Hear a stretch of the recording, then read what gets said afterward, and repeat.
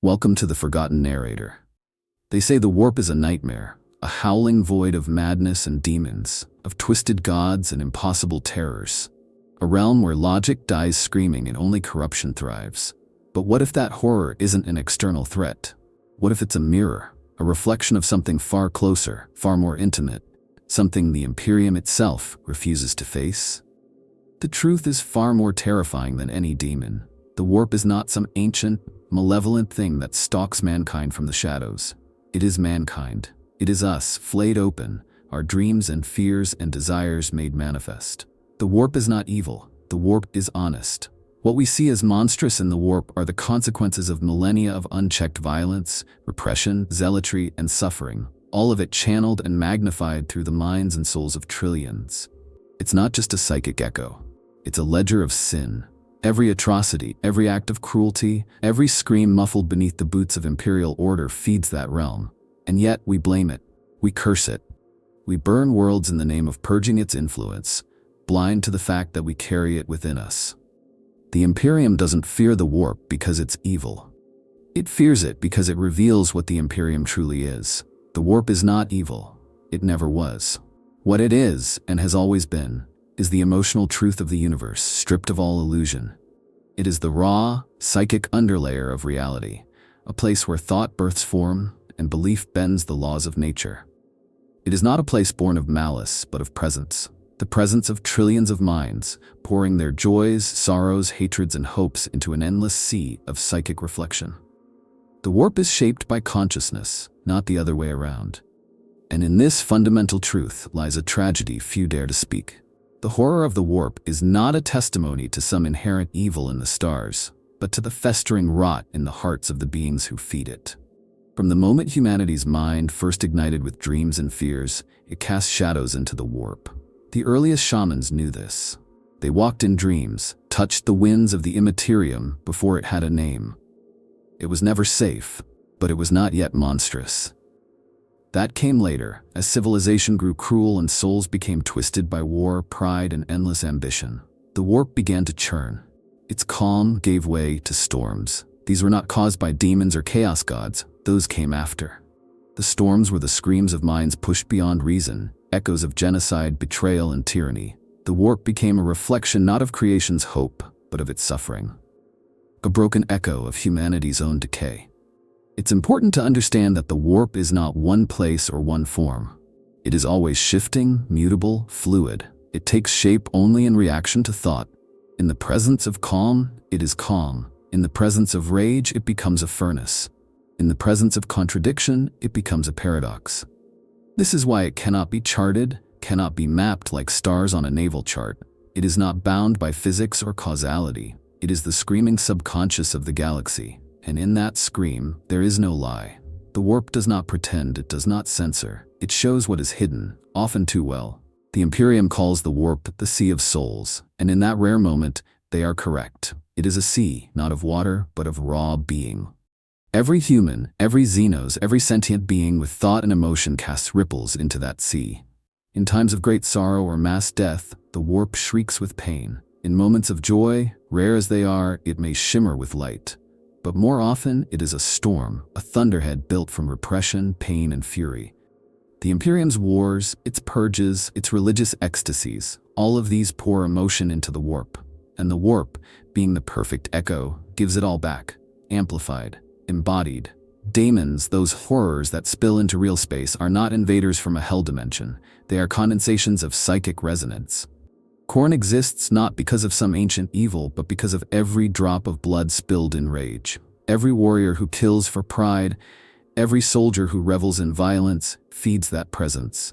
Slaanesh was born from ecstasy pushed into madness, a god not of pleasure alone, but of perfection, obsession, and the hunger for more. These gods did not make the warp evil.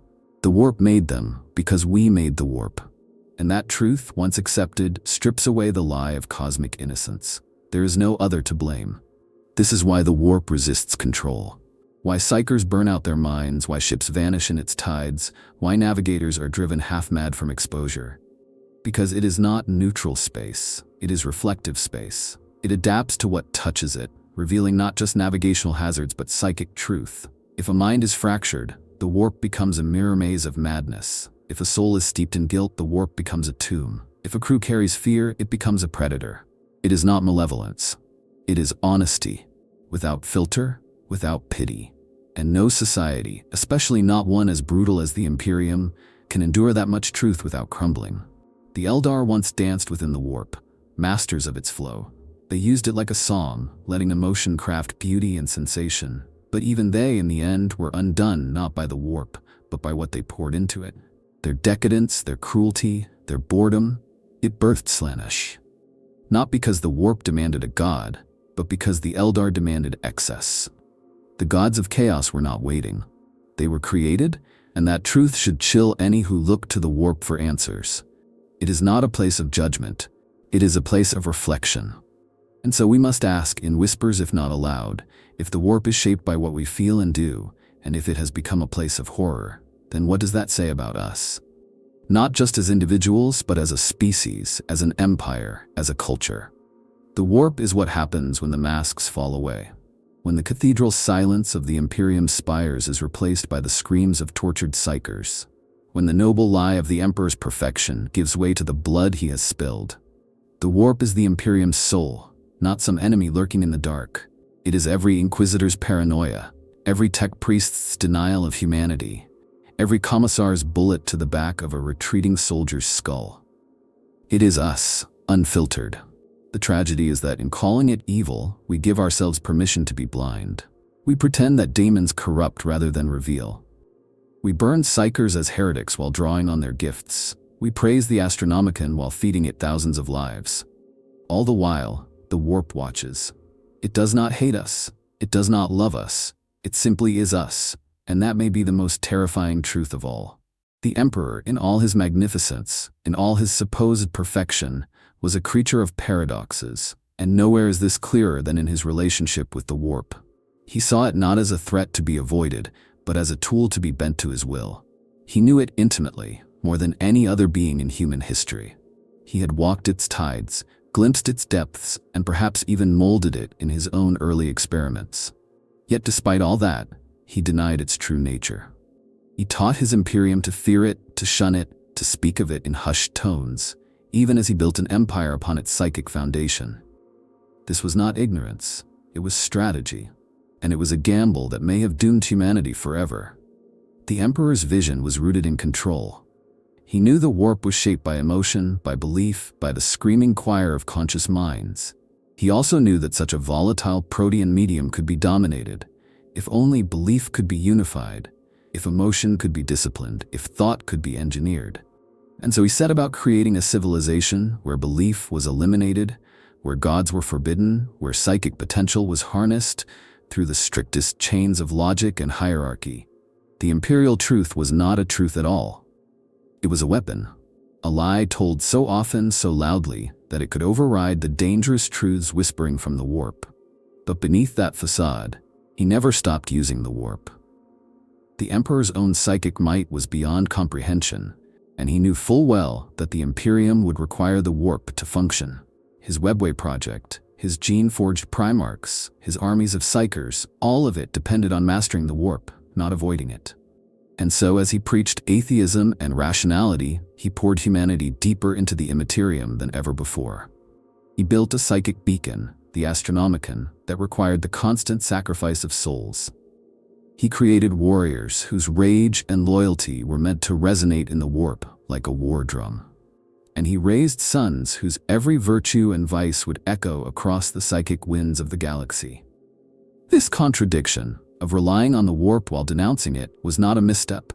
It was a calculated decision. The Emperor believed he could shepherd humanity through this dangerous storm by keeping them blind. If they did not know the warp was shaped by them, they would not inadvertently summon their fears into reality. If they believed there were no gods, no daemons, no souls, then they would not feed the chaos powers that lurked at the edge of perception. The plan was cold, brilliant, and unspeakably arrogant. It required total control. It required absolute obedience. It required that the truth never be known, even to those who would one day bleed for that lie. The Primarchs were perhaps the greatest expression of this gamble. Each was a psychic fulcrum, a being forged in the fires of the warp and cast out into the galaxy to shape humanity's future. Yet the warp scattered them, as if rejecting the Emperor's imposition. Each grew in isolation, in chaos, in struggle. Each became a prism for the emotional excesses of humanity, and each, in time, would become a lens through which the warp would bend reality. The heresy was not a fall. It was an inevitability. When you create beings of immense psychic resonance, forged from your will but left to marinate in the galaxy's madness, you do not get order. You get reflection. You get rebellion. And so the very tool the Emperor sought to control turned against him. The warp did not resist out of malice. It reflected the fractures within his vision. Magnus's thirst for knowledge, Horus's pride, Lorgar's need for belief, these were not foreign corruptions, but human truths. The Emperor had hoped to suppress these traits, but in trying to deny them, he ensured they would erupt unchecked. The warp, true to its nature, gave form to what he repressed.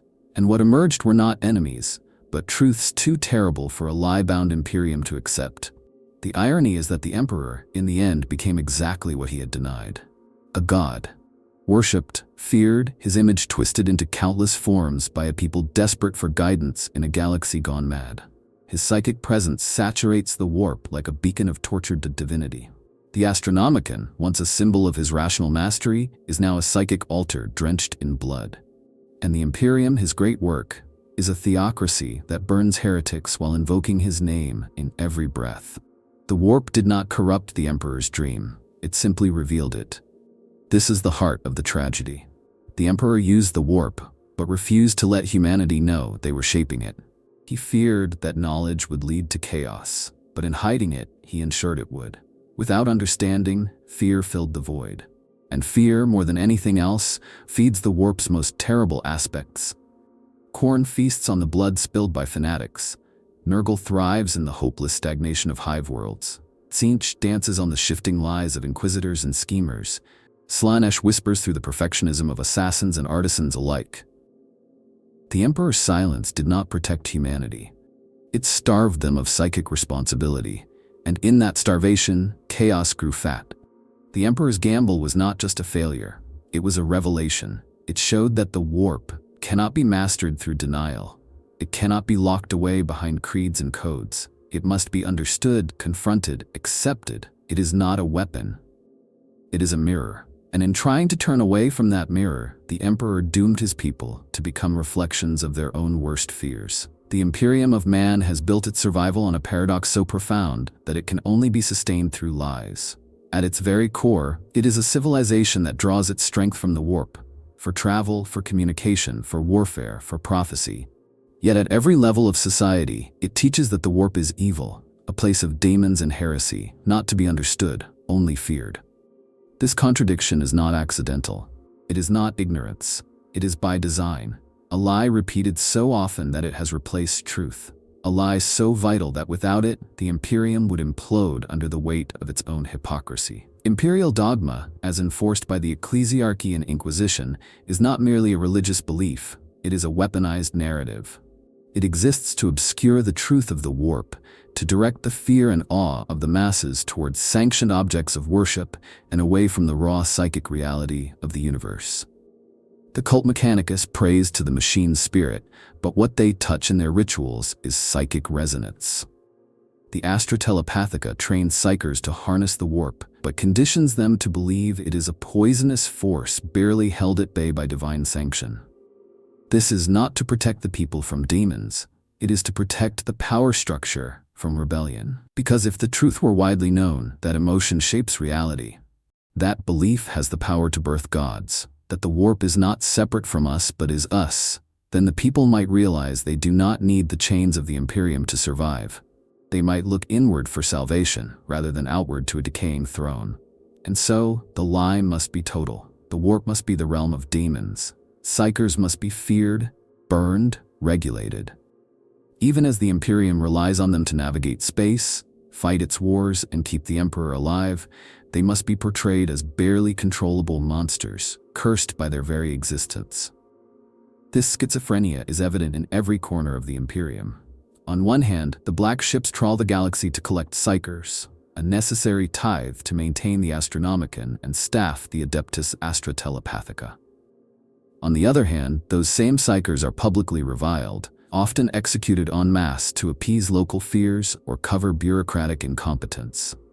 The populace is told that psychic powers are a sign of corruption, yet they are also told to revere the emperor, who was the most powerful psyker to ever live. No explanation is given, no logic is needed, faith fills the gaps and punishment silences the rest. This weaponization of ignorance ensures that few even understand what the warp is.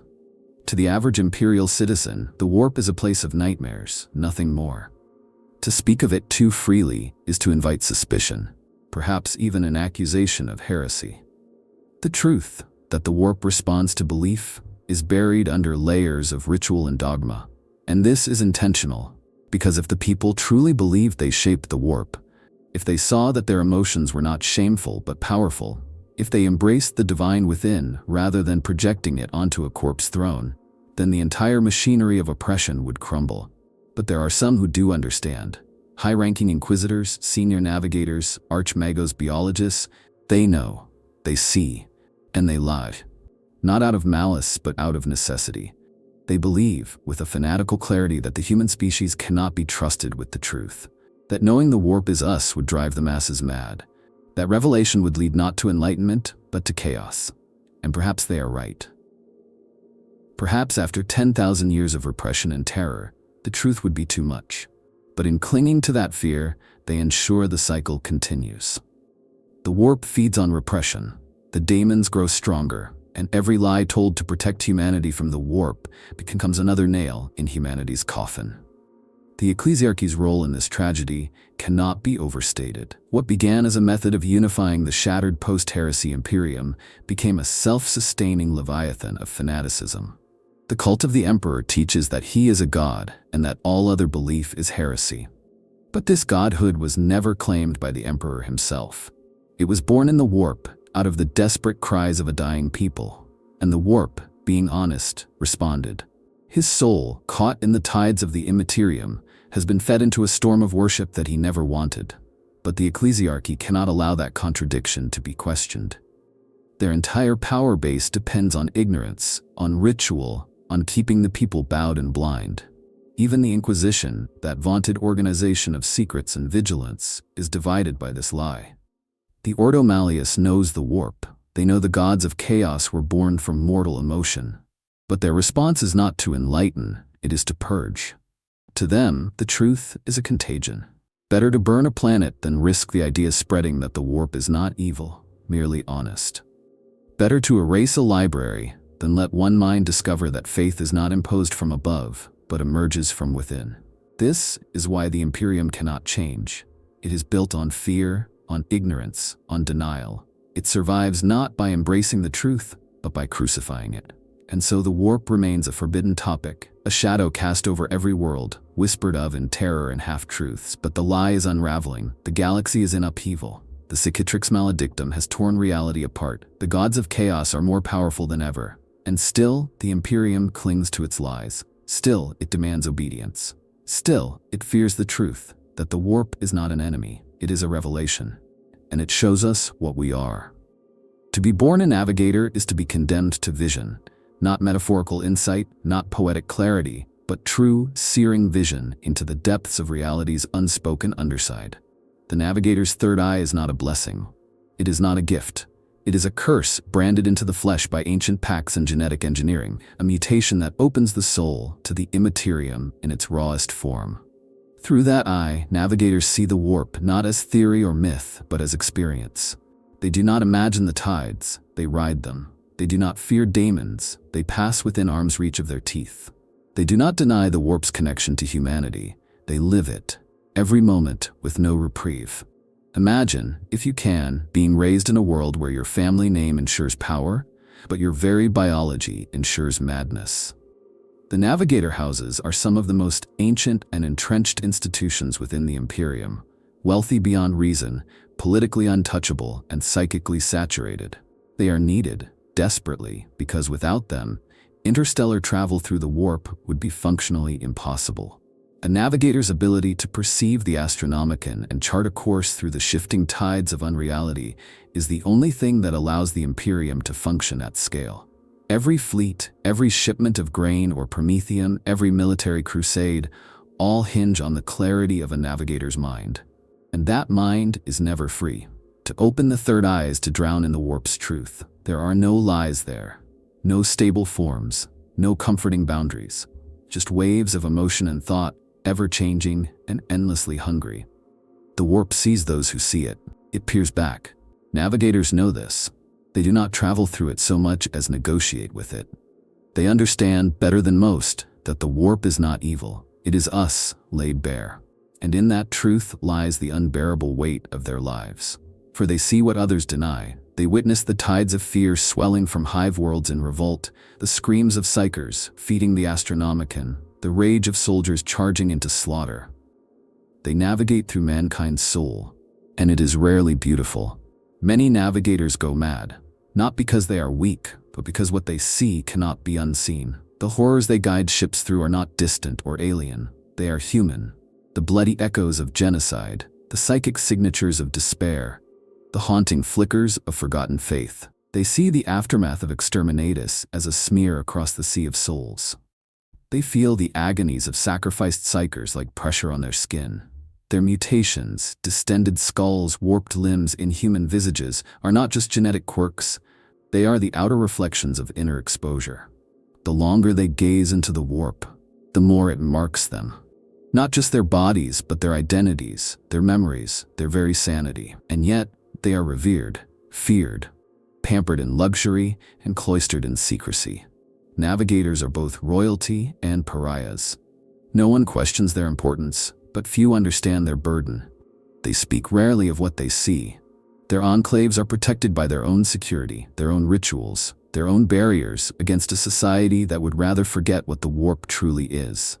Because if the average citizen knew that the navigators were not peering into hell, but into humanity's soul, how long could the lie of the Imperium's purity be maintained? The navigator houses play their own game. They are not monolithic. Some seek influence in imperial courts. Others remain aloof, manipulating through proxies. A few, whispered of only in the darkest corners, have begun to embrace what they see, to study the warp not as a threat, but as a language, a pattern, perhaps even a prophecy. These radicals are dangerous, not because they are heretical, but because they understand too much. Because they might one day reveal that the warp is not the enemy. It is the future. It is the next step in human evolution, if only we would stop fearing our own reflection. There are stories, almost certainly suppressed, of navigators who refused to return, who vanished into the warp, not out of madness, but choice, who saw in the tides a truth greater than the Imperium, a destiny deeper than empire. Perhaps they were consumed, perhaps they became something else, perhaps they simply went where words cannot follow.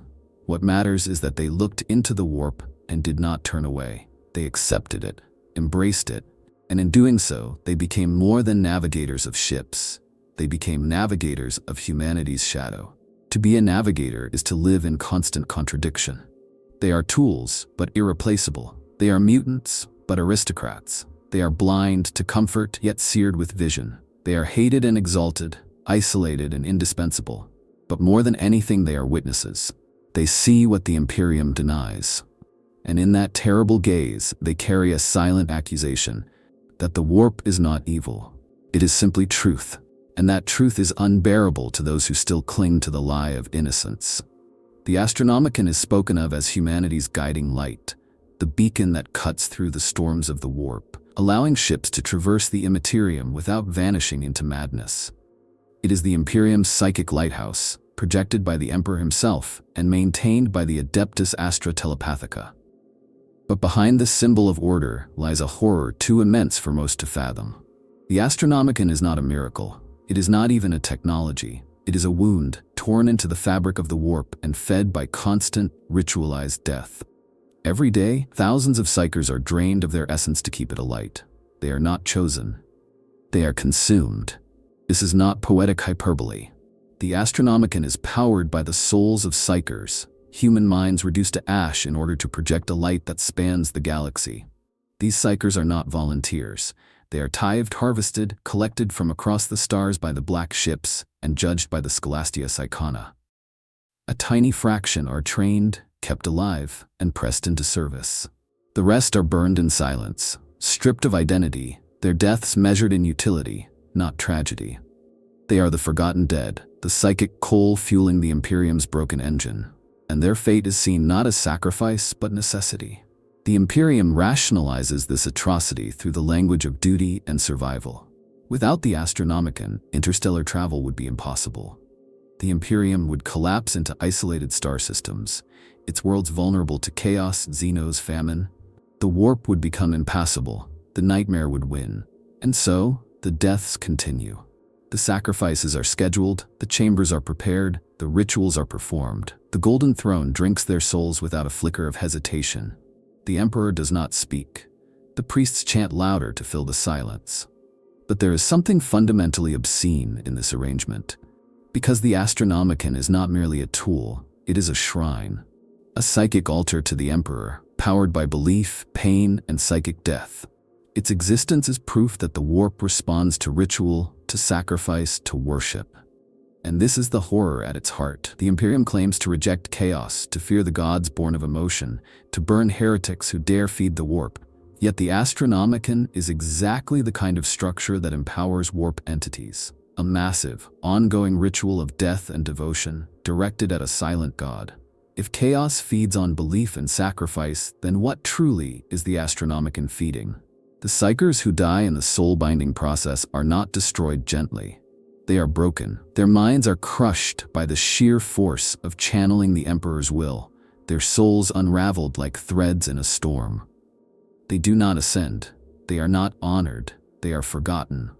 There are no monuments to the tens of millions who have died over the millennia to keep the Astronomicon alive. Their names are not spoken. Their pain is not remembered. They are ghosts, shredded into the warp to power a light that may not even be necessary. Because here is the unspoken truth. The Astronomicon is not a passive tool. It warps the warp. It dominates the psychic landscape, an oppressive psychic constant that radiates human belief and imperial will across space. To the Imperium, this is a triumph. To anyone who understands the warp, it is a red flag. The Astronomicon is not just a light, it is a spike, hammered into the immaterium. It distorts everything around it. It is loud, it is hungry. And if the warp truly reflects the emotional state of humanity, then what message is the Astronomicon sending into that sea of souls? Not hope, not peace, but control, devotion, pain, fear. The Emperor in the days before the Heresy may have had another vision for the Astronomicon. Perhaps it was meant to be a stepping stone toward a more enlightened future. But that dream died with him on the Golden Throne. What remains is a system of sacrifice maintained not by visionaries, but by bureaucrats. No one questions it. No one reimagines it.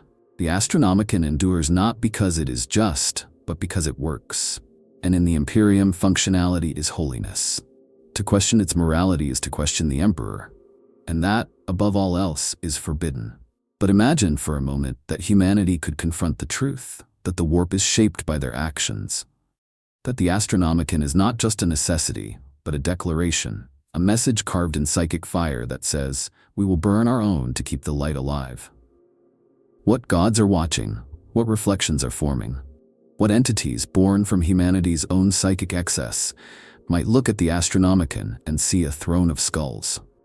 What if the most powerful symbol of the Imperium's stability is also its greatest act of corruption?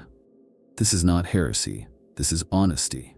The Astronomicon is the Imperium's soul projected across space, and that soul is stained with death. Every ship that navigates by its light does so on a river of sacrificed lives. Every crusade launched from Terra begins with a prayer whispered over a corpse. Every imperial victory is traced back to a beam of light, powered by a graveyard. And the warp remembers, the warp listens, the warp reflects. If the Astronomicon were to fail, it would not be because chaos overwhelmed it. It would be because the Imperium forgot that the warp is shaped by what we put into it. And what we have put in is suffering, fear, and blind obedience. The warp does not judge, but it does respond, and it may yet respond in ways that even the Emperor could not foresee. The Adeptus Astartes are often viewed as humanity's finest warriors, gene-forged titans clad in ceramite, avatars of loyalty, strength, and relentless will. But beneath the armor, beneath the war cries and bolter fire, lies a truth that few dare to whisper. The Space Marines are not merely products of science. They are shaped, fed, and echoed by the warp. Every Space Marine is a psychic resonance chamber, tuned not only to their Primarch's legacy but to the collective soul of humanity's eternal war. And whether they accept it or not, they are instruments of the warp's emotional song. Champions not just of the Imperium, but of the storm within mankind itself. From the moment a recruit is inducted into a chapter, his body and mind are torn apart and rebuilt. The gene seed of a Primarch is not just DNA. It is a psychic imprint, a legacy soaked in the immaterium, bound to a being whose soul once screamed across the warp with the force of a dying star. The Legion Astartes were never just soldiers. They were reflections. Every gene seed line carries not just physical traits, but psychic echoes. The cold calculation of Guilliman, the unrelenting fury of Angron, the spectral grace of Corvus Corax. These traits are not learned, they are felt. The warp remembers, and it imprints. Even those chapters who reject the psychic arts are not free from this influence. The Black Templars may despise librarians, but they are soaked in zeal, their entire existence a howl of fury and faith that resonates in the warp like a crusader's hymn. The Space Wolves, for all their wild disdain for the term psyker, embrace rune priests who shape reality through story and spirit. The Blood Angels, noble and cursed, are bound by visions and red thirst, haunted by the death of their Primarch, whose soul still echoes in their minds. These are not mere biological side effects. They are psychic imprints, wounds and blessings left upon the soul, written in warp fire. Librarians, of course, are the most direct link between Astartes and the Immaterium. They are not simply warriors with psychic powers. They are spiritual barometers of their chapters, vessels through which the warp flows with terrifying clarity. A skilled librarian is a stormwalker, shaping lightning with thought, ripping into the minds of enemies, and glimpsing futures fractured by endless war. But even they are vulnerable. They must walk the knife's edge between discipline and madness, for the warp does not forgive hubris. It offers power, and then tests your soul against it. And one of the chaplains, so often dismissed as mere political functionaries or morale officers, they are, in truth, psychic anchors. Their litanies, their rituals, their catechisms, these are not hollow words. They are emotional stabilizers, refrains meant to reinforce a psychic identity against the storm. A battle brother's belief is not just comfort, it is armor. The warp reacts to belief. And in chanting the name of the Emperor and reciting the oaths of loyalty and wrath, a chaplain is not merely inspiring, he is shaping reality, however subtly, however momentarily. The warp bleeds into Astartes' existence in other, more tragic ways. The gene seed mutations, the black rage, the red thirst, these are not random. They are psychic echoes turned viral, trauma given form, spiritual wounds inherited like genetic scars. When a blood angel succumbs to the black rage, he does not simply go mad. He relives the death of Sanguinius. He becomes a psychic resonance, a living echo of loss and fury. When a space wolf gives in to the wolfen curse, he is not just devolving, he is becoming something ancient, primal, perhaps even a memory of the warp before it was shaped by gods. Space Marines do not just fight in the warp, they shape it. Every battlefield they walk becomes a psychic event, a convergence of emotion, death, and belief. When a chapter fights with unwavering faith, the warp responds. When they falter, it recoils. This is why the fall of the legions during the Heresy was so cataclysmic. It was not just a civil war, it was a psychic implosion. The betrayal of Horus, the madness of Magnus, the fury of Lorgar, these were not isolated acts. They were wounds torn into the very fabric of the warp, scars that still bleed 10,000 years later. Even now, the warp watches the Astartes. It reflects them, it tests them, it uses them. When a chapter falls, when its beliefs twist into fanaticism or despair, the warp echoes louder. The cursed founding, the haunted gene seed, the inexplicable mutations, all of these are not scientific anomalies. They are spiritual consequences. The warp remembers, the warp reflects, and it is never neutral. And yet, for all this, the Astartes remain blind. Most deny the warp's role in their identity. They see themselves as weapons of the Emperor, not as echoes of the galaxy's screaming soul. But this denial is a form of control, and perhaps a necessary one. For to accept that you are not just a warrior, but a vessel for the psychic tide of a decaying species, is to stare into the abyss without flinching. Few could bear it. Fewer still could survive it. The Space Marines are not avatars of purity. They are not untouched by the warp. They are forged in it, shaped by it, and ultimately, they are it. Every war they fight, every world they burn, every oath they swear, it all bleeds into the sea of souls. They are sons of the storm, not its masters, and the longer they fight, the louder the warp sings in their wake. The Primarchs were not born in the warp, but they were made through it, and no part of their story can be separated from the immaterium. Each one was sculpted by the Emperor with deliberate purpose, to embody a fragment of his will, a trait of humanity elevated into superhuman form. Yet the warp had its own plans. When the infant Primarchs were flung across the galaxy, scattered by forces we still do not fully comprehend, they were not merely relocated, they were reshaped. The warp touched them, soaked into their forming minds, and sculpted not just their powers, but their souls. This touch was not equal, nor was it random. The warp, as ever, reflects. It amplified the context of their environments, the needs of their adoptive worlds, and the deepest facets of their emotional potential. Lemon Russ was forged in frost and fury. The warp gave him the instincts of a wolf, the hunger of the hunt, and a soul that sang with primal wrath. Rogel Dorn, carved by isolation and discipline, emerged with a psychic rigidity so profound that it bent others around him. Vulcan, cast into a world of endless death, became the incandescent flame of hope and endurance, not in spite of his exposure to the warp, but because of it. The most tragic of all are those whose flaws echoed loudest through the immaterium. Angron's agony became a warp-born howl that has never stopped screaming. Mortarion's bitterness, shaped by poison and shadow, turned into a psychic aura of despair. Conrad Kurze was cursed not with madness, but with clarity. His prophetic visions were not gifts, but reflections of the warp's honesty. He saw what humanity was. He saw what it would become. And it broke him. Not because he was insane, but because he was right. Magnus the Red, of course, stands apart. His soul was built for the warp. He was not just a psyker, he was a living conduit. His eyes saw deeper, his mind reached further, and his fate was sealed the moment he began to understand the nature of the warp's truth. Magnus did not fall because he sought power. He fell because he sought knowledge. Because he believed, truly desperately, that understanding the warp would allow humanity to transcend fear, and for that, he was punished. Not by the warp, but by the Imperium. This is the cruel irony of the Primarchs. They were all psychic beings to some degree. The Emperor may have cloaked them in science, in gene seed and biology, but their true power came from resonance.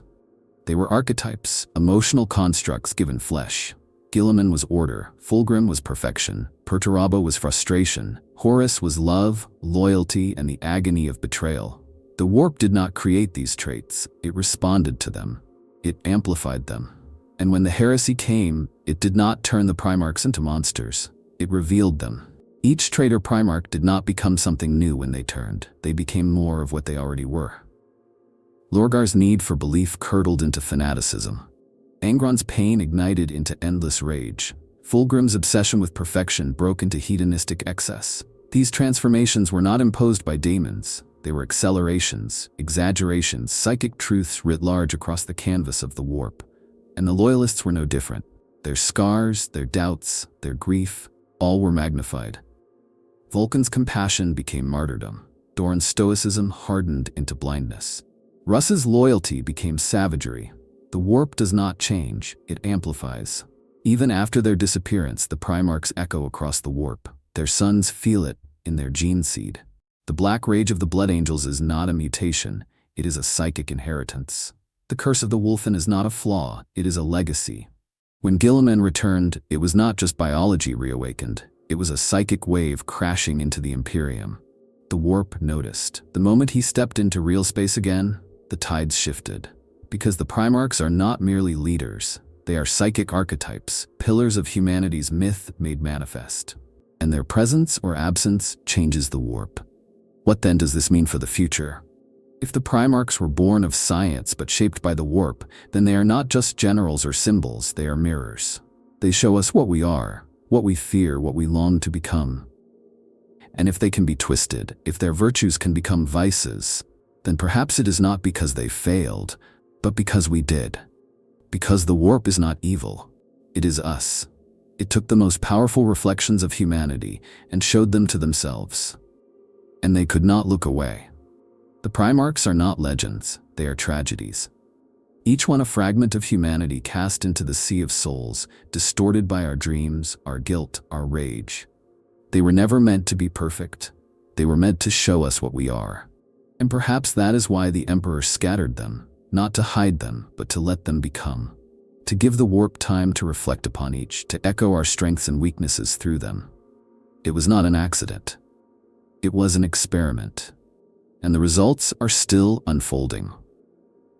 The Eye of Terror is not a scar on the galaxy. It is a mirror held up to it. Stretching like a gaping wound between reality and the immaterium, it is often described as a breach, a tear, a storm, but those are metaphors clung to by those who cannot accept the truth. The eye is not an intrusion of the warp into real space.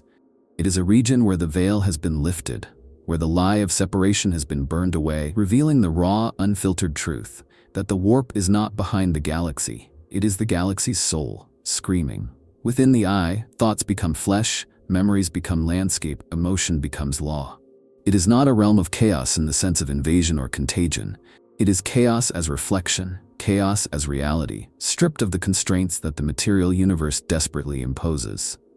Stars in the eye are not masses of burning plasma. They are ideologies. Planets are not spheres of rock and water, but concepts.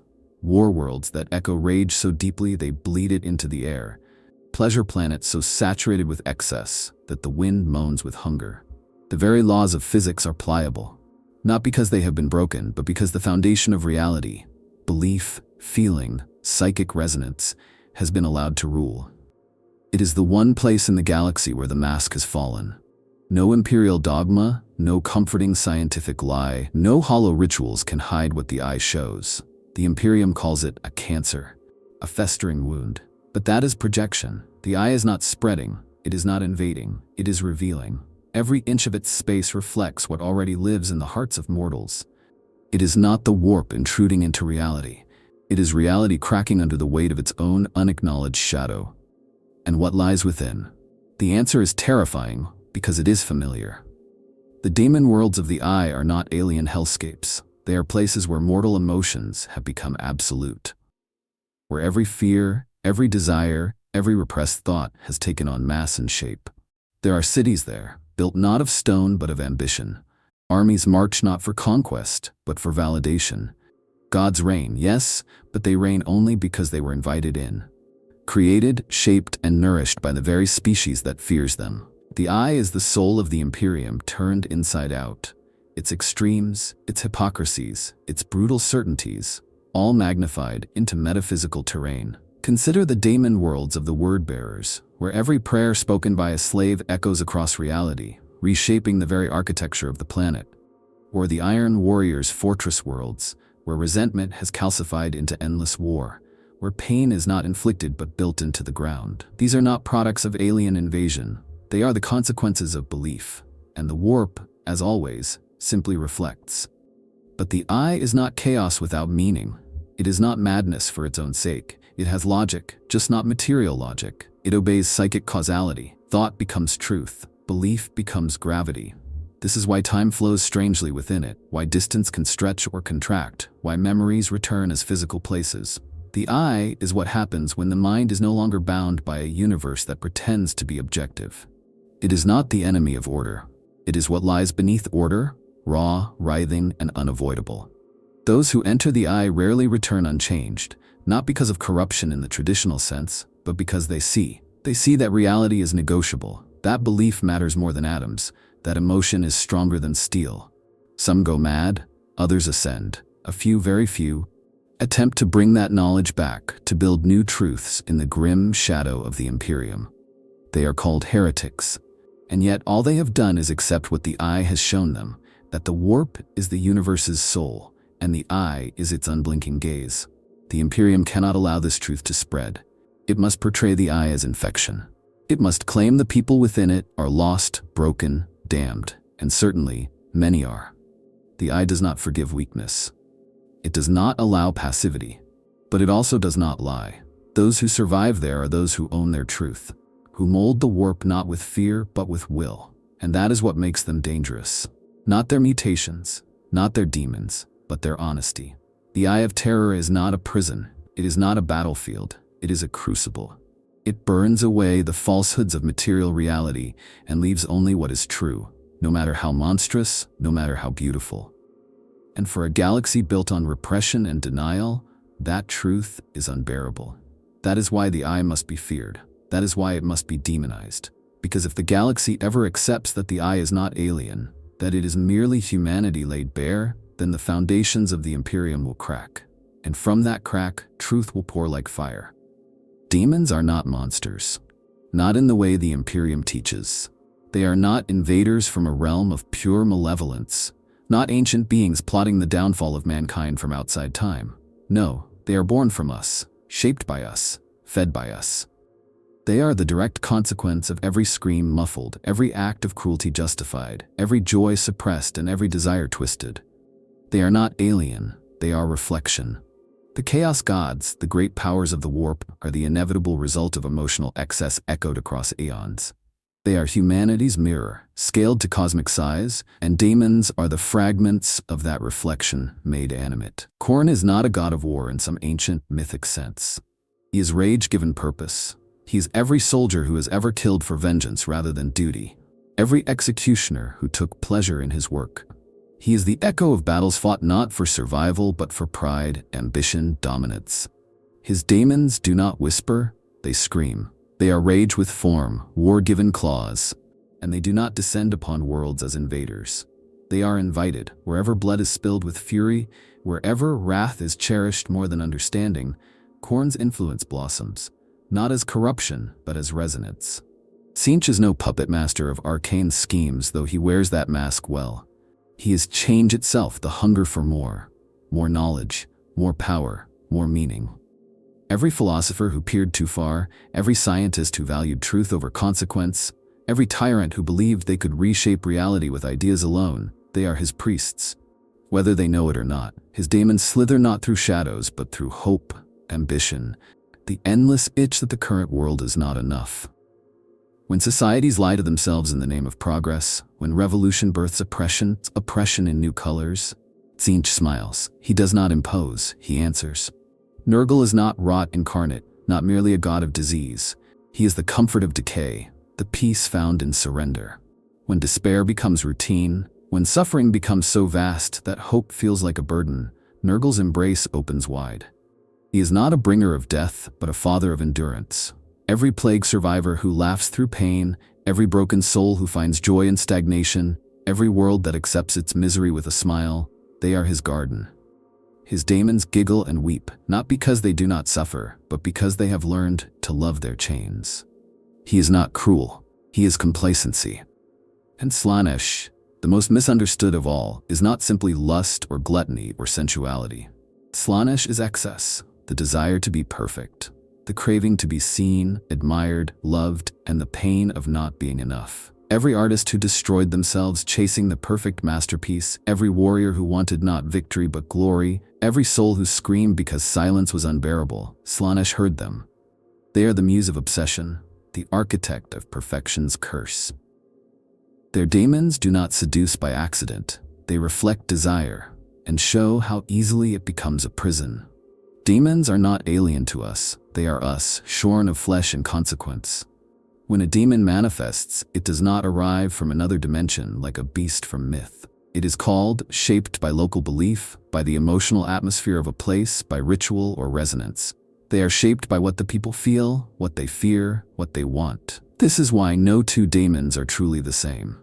Even the so-called lesser daemons are unique echoes of specific psychic harmonics. When you summon a daemon, you summon yourself, or the worst parts you deny. The Imperium tells us that to fight daemons is to resist temptation. That purity of thought can shield the soul. But this is only half the truth. What shields us from daemons is not denial. it is understanding. The more you repress, the more the warp will echo your repression. The more you lie to yourself, the louder the truth will scream. Demons prey not on weakness, but on dishonesty. A soul that knows itself, even if flawed, has armor. A soul that hides behind ritual and fear is already cracking. This is why the greatest daemon hosts, the most terrible sorcerers, are not evil for the sake of evil. They are often those who sought to know and were consumed by what they learned. The warp punishes arrogance, but it rewards insight. And the line between the two is razor thin. To summon a daemon is not to break a law of nature. It is to complete a circuit. To speak a truth too loudly and watch it answer. And that answer is never quiet. The chaos gods are not waiting in the dark. They are not ancient things looking to return. They are already here. Every act of brutality, every dream of revolution, every sigh of resignation, every gasp of longing, all of it feeds them. And in return, they give us what we asked for. Their demons are not visitors. They are responses, echoes, reflections. If the warp is the soul of the galaxy, then daemons are the voices within that soul, given shape. They are not evil. They are honest. And that, in the end, is what the Imperium fears most. Not corruption, not possession, but recognition. Because when you see a daemon and it looks back at you with your own eyes, you can no longer claim innocence. The heresy is remembered as betrayal, the ultimate sin against the Emperor, against the Imperium, against humanity itself. But what if it wasn't betrayal at all? What if it was awakening? The more one understands the warp not as an invader but as a reflection, the more the heresy begins to resemble not a fall, but a revelation. A moment when certain primarchs and legions glimpsed the truth too clearly to continue living the lie. Heresy in this light was honesty. A breaking point reached not by evil intention, but by seeing what the Imperium truly was, and rejecting it. Horus is always cast as the villain, the war master corrupted by demonic whispers, seduced by chaos. But before his so-called fall, he was the most loyal son, the favored one, the bridge between the Emperor and the legions. When he turned, he did not do so out of madness, he did so out of disillusionment. He saw an emperor who lied, who used his sons as weapons, not children, who built an empire on psychic tyranny and masked it as unity. When Horus looked into the warp, he didn't see temptation, he saw truth, and it broke him. His rebellion was not the lust for power, but the demand to matter, to be seen not as a tool, but as a soul. Magnus's so-called betrayal is even more tragic. He begged to be heard. He warned of the coming storm. He reached across the warp, not out of arrogance, but desperation, and for that, his world was burned. He sought knowledge, understanding, not chaos. He looked into the warp and tried to learn. He did not summon demons, he summoned consequences. And when the Emperor punished him, not for his crime, but for revealing an inconvenient truth, Magnus was left with only one conclusion: the lie must be torn down. The word-bearers, often mocked as fanatics, were not corrupted by chaos. They were rejected by truth. Lorgar believed. With all his heart, he believed in divinity, not as superstition, but as psychic resonance. He saw that faith shaped the warp, that the Emperor was becoming a god in the eyes of man. And when he built cathedrals to this vision, the Emperor destroyed them, told him it was wrong, but gave no alternative. The Lectitio Divinitatis was already spreading, the people already believed, and so Lorgar looked to the warp for answers, and found them. The gods he found were not foreign. They were born of the very emotions the Imperium had tried to silence. The traitor legions did not turn away from the Emperor out of hatred. They turned because they were already abandoned, because they saw a universe shaped by belief, a reality built on repression, and they chose to stop lying. This is what terrifies the Imperium even now, that those who turn to chaos may not have been corrupted, but liberated. That the legions who march under the banner of the ruinous powers are not monsters, but visionaries, or at the very least, victims of a truth they could no longer deny. Even the most debased of them, the most twisted, are not incomprehensible. The Night Lords saw justice weaponized into tyranny.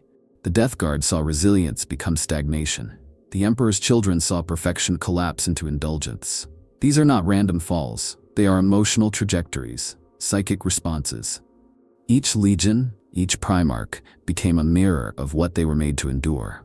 And the warp, always listening, gave form to their reflections. This does not excuse their atrocities, but it explains them. And in that explanation lies horror, because it means the heresy was not a virus, not a fluke. It was the inevitable result of trying to build an empire on lies about the soul. The warp made that clear. And the heretics, for all their crimes, were the first to see it. Heresy, then, is not a moral failing, it is a psychic rupture. It is the moment when belief fractures, when loyalty collides with truth, when the soul screams louder than doctrine. The heretics were not corrupted, they were changed, and the Imperium cannot forgive that. Because if they were right, even a little, then the entire foundation of the Imperium crumbles. Every prayer becomes a question. Every saint a heretic in waiting. This is why the war against chaos is endless, not because the warp cannot be defeated, but because the truth it holds cannot be silenced. The Imperium must kill not just bodies but ideas. It must erase the possibility that the heretics were more than villains. It must turn awakening into sin. And so the war continues, not a war of armies, but a war of narratives, a war of perception. The heresy is not over, it never was, because the lie is still being told. And somewhere deep within the sea of souls, the echoes of those who knew the truth still burn, not as warnings, but as beacons. The Imperium of man does not hate the warp. It uses it, thrives on it. It is utterly dependent upon it. But it cannot admit this, because to do so would be to face a truth more damning than any heresy, that the thing it claims to fight is the very foundation of its existence. Every ship that travels between the stars does so by navigating the tides of the immaterium. Every astropathic message, every psychic vision, every miracle attributed to the Emperor's divine will, all of it flows through the warp. And yet, the warp is portrayed as a poison, a threat, a hellish other. This is not fear, it is hypocrisy, carefully curated, violently enforced. Worship in the Imperium is not reverence, it is control. The God Emperor is no longer the Emperor who walked among men. He is a myth, a construct, a weaponized symbol of unity carved from the corpse of a man who once rejected the very notion of godhood. And yet every prayer, every litany, every martyr burned in his name feeds the very energies that gave rise to the chaos gods. The Imperium pretends this is different. That faith in the Emperor is pure, and faith in anything else is corruption. But the warp does not discriminate. It reacts to belief, not alignment. When a battle priest raises his voice in furious praise of the Emperor and drives soldiers into suicidal fervor, he is not pushing back against chaos. He is echoing it. When a shrine world burns witches to sanctify its soil, the psychic scream of their deaths is no less nourishing to the warp than a cornite sacrifice. When the Adepta Sororitas chant battle hymns with tears in their eyes and flame in their hearts, the warp shudders with resonance. Not because it is evil, but because it is listening. The ecclesiarchy's doctrine insists that all psychic power, all warp phenomena, are either miracles of the Emperor or abominations of chaos. But this dichotomy is a fabrication. The same energies are at play, the same emotional frequencies, the same beliefs, the same sacrifices. The difference is not in the source, it is in the label. And labels are the Imperium's greatest weapon. By naming one truth divine and another damnable, it controls perception, and therefore controls reality. Because the warp is shaped not by facts, but by feeling. The Inquisition, too, is steeped in this paradox. Its Ordos fight the forces of chaos with psychic tools, with demons bound in wards, with librarians whispering words that were once forbidden. They employ sanctioned psychers, demon hosts, radical methods, and yet burn others for lesser crimes. Not because they misunderstand the danger, but because they understand it too well. If the people knew how blurred the lines really were, the entire edifice of imperial morality would collapse. So the Inquisition lies. It kills not to purge the taint, but to preserve the illusion of purity. And this illusion is necessary, they argue, because without it, belief would fracture. And fractured belief breeds chaos.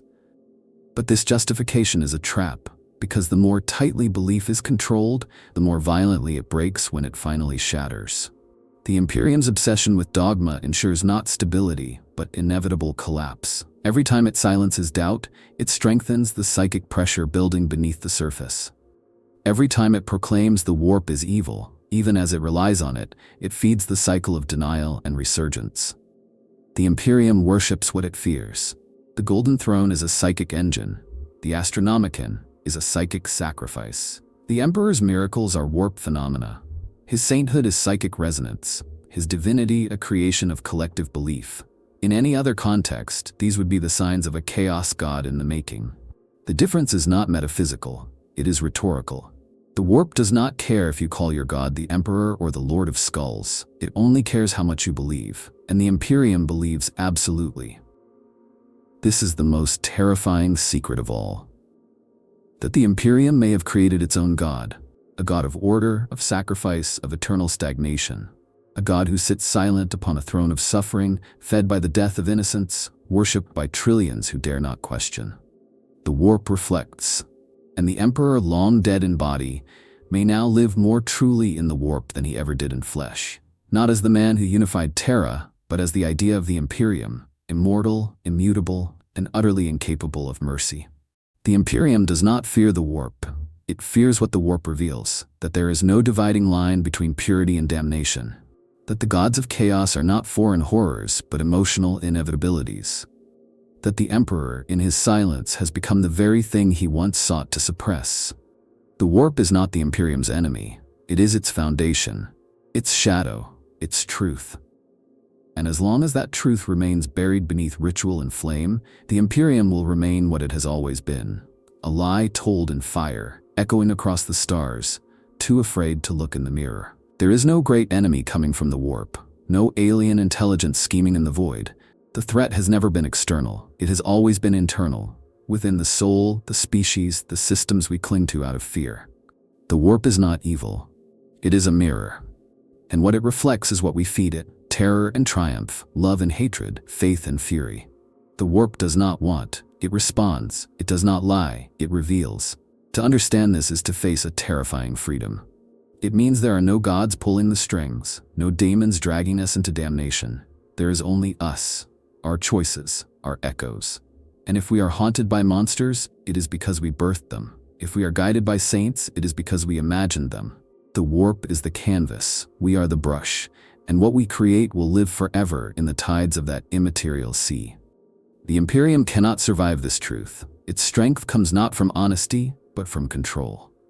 It needs the warp to be evil, needs chaos to be corruption, needs every rebellion to be heresy. Because if the people ever realized that the gods they fear and the saints they worship are born from the same psychic well, that power is shaped by emotion, not dogma, then the Emperor's golden lie would collapse in a heartbeat. The cathedral of the Imperium would crumble beneath the weight of self-awareness. But cracks are forming. Guilliman walks again, and with him comes questions. Questions that the ecclesiarchy fears. The Black Library of the Eldar teems with knowledge forbidden not by the warp, but by the Imperium. The forces of chaos are evolving, not degrading. And in secret chambers across the stars, psychers dream of futures not bound by doctrine. The warp is not growing stronger, we are. We are feeling more, fearing more, loving more, and all of it ripples outward. So what future waits for humanity? One of endless war, of blind faith and ritual execution? Or one where we finally accept the truth, that we are not victims of the warp, but its authors? That we can write something new? Perhaps the Emperor saw this. Perhaps that's why he created the Primarchs as reflections, why he connected humanity so deeply to the immaterium. Perhaps his plan was not to suppress chaos, but to tame it, to teach us to live with our shadow. If so, he failed. Or perhaps we did. Either way, the legacy of that failure still burns across the stars. But fire once unleashed does not die easily. And in the darkness of the warp, in the screams and whispers and prayers, something stirs. Not a god, not a daemon, but a truth too long denied, that the warp is not evil, it is us. And we can be more than what we have become. If that vision speaks to you, if you see in the madness of Warhammer not just horror but potential, not just tragedy but defiance, then this is your place. Subscribe, join us. We're not just telling stories, we're reclaiming truth, one reflection at a time.